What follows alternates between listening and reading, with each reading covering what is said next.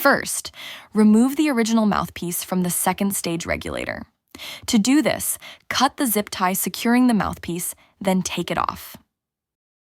Next, align the connection port of the mouthpiece microphone with the mounting port on the second stage regulator and slowly insert it. Move gently to ensure a smooth installation. Finally, use the provided zip tie to secure the connection and cut the excess off.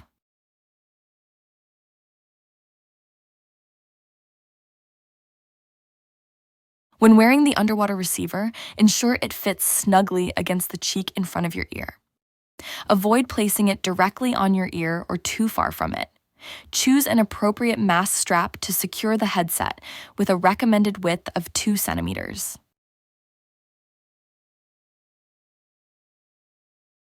First, hook the underwater receiver onto the mask strap. Ensure the receiver hanger is securely attached to the strap.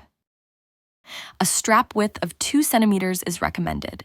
Put on the mask and adjust the underwater receiver's position so it fits snugly against the cheek in front of your ear. Avoid placing the receiver directly on your ear or too far from it. Hook your front teeth onto the tooth hook, relax your mouth, and check the fit of the mouthpiece microphone against your face to ensure it is securely installed. Connect the waterproof connectors of the underwater receiver and the mouthpiece microphone.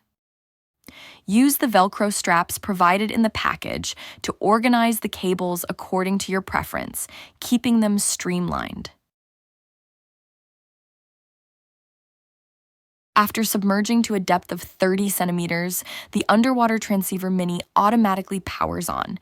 The indicator light illuminates, and the current battery level is announced. Power on. Battery high. Upon exiting the water for 40 seconds, the Underwater Transceiver Mini automatically powers off, and the indicator light turns off. The Underwater Transceiver Mini has 2 volume levels, with the default setting at low volume. While underwater and powered on, press the push-to-talk button twice to switch to high volume. Volume high. Press the push-to-talk button twice again to switch back to low volume. Volume low.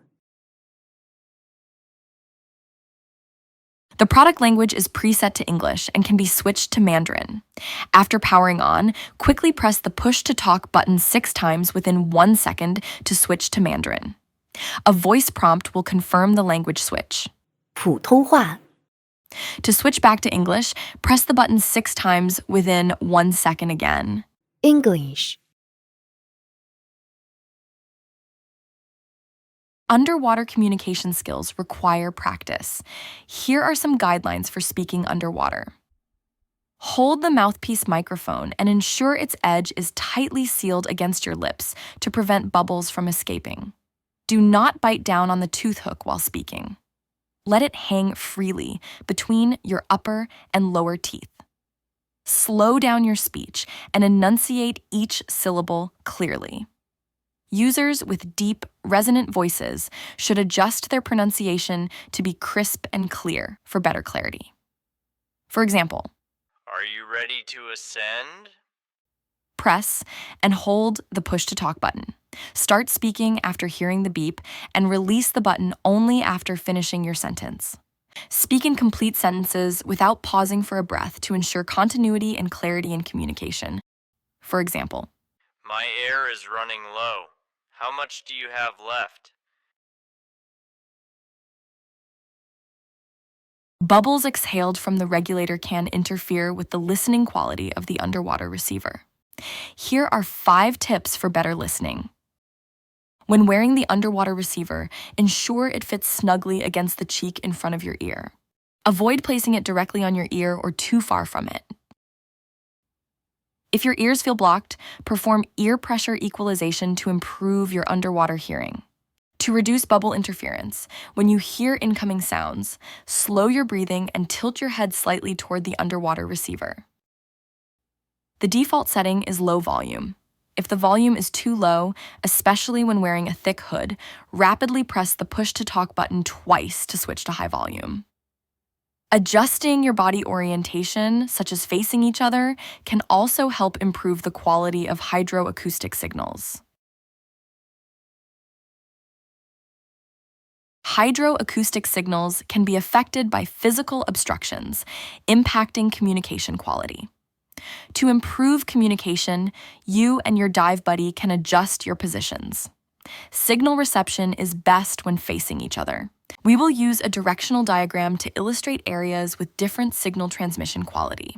Thermoclines can affect the device's transmission range. If there is a significant temperature difference, try to stay at the same depth as your buddy while communicating. Physical obstructions and hydrological conditions can affect the actual communication performance of the product. Avoid areas with seaweed, wrecks, reefs, rock walls, and coral. Opt for open and flat water environments whenever possible. A simple communication protocol will help dive buddies better adapt to and gradually master underwater communication techniques. Before starting a conversation, call the listener's name first. This helps the listener focus on the sound from the underwater receiver. Once the listener confirms they are ready, you can begin speaking. For example, Joe, can you hear me? This is Cassie. I hear you, Cassie. Go ahead. I'm ready to head back up. Using this method, dive buddies can communicate and confirm more effectively, ensuring clarity and accuracy in conversations. When your dive buddy reports that the sound is muffled, it is likely that water droplets have condensed on the diaphragm of the mouthpiece microphone, affecting the sound quality. In this case, lower your head and press the purge valve to clear the water. This will effectively remove the droplets and restore communication clarity.